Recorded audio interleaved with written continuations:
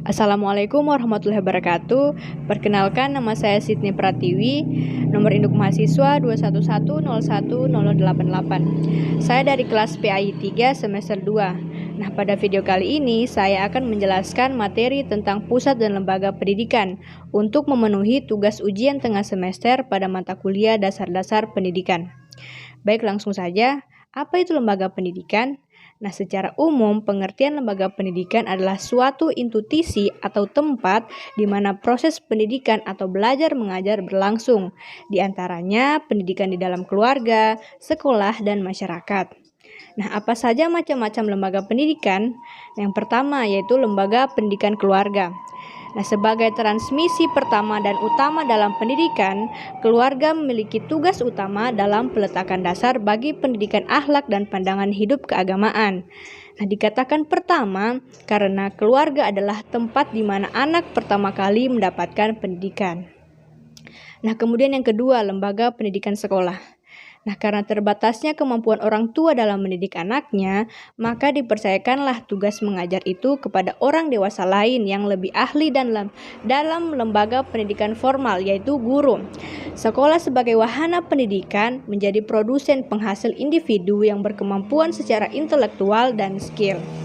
Kemudian yang ketiga, lembaga pendidikan masyarakat.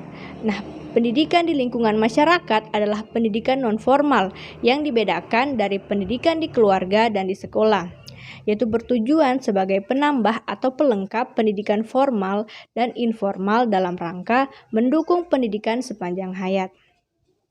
Nah, kemudian apa saja fungsi dan peranan lembaga pendidikan? Nah, yang pertama yaitu sebagai fungsi sosialisasi, yaitu lembaga pendidikan berperan besar dalam proses sosialisasi peserta didik dengan lingkungan masyarakat.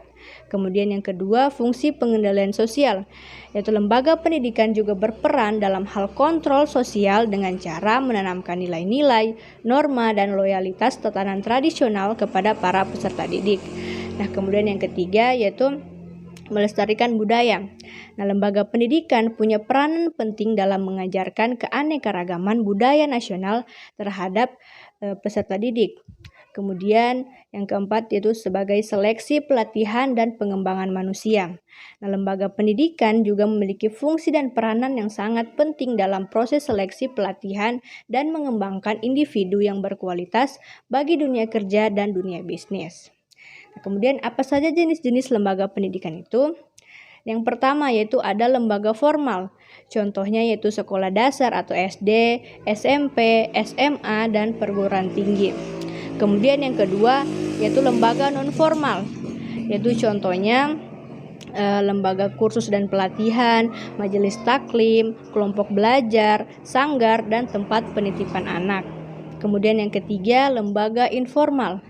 Contohnya yaitu pendidikan budi pekerti, pendidikan agama, dan pendidikan etika. Kemudian apa saja tujuan dan tugas lembaga pendidikan itu? Yang pertama yaitu melaksanakan kegiatan belajar mengajar kepada peserta didik baik di keluarga, sekolah, maupun di lingkungannya. Kemudian yang kedua, melaksanakan kegiatan pendidikan sesuai dengan jenjang pendidikan dan kurikulum yang berlaku. Kemudian yang ketiga, yaitu memberikan bimbingan konseling kepada para peserta didik. Kemudian yang keempat, membina kerjasama yang baik antara pihak sekolah dengan orang tua serta masyarakat. Nah, itu saja materi yang dapat saya sampaikan. Kurang dan lebihnya saya mohon maaf. Wassalamualaikum warahmatullahi wabarakatuh.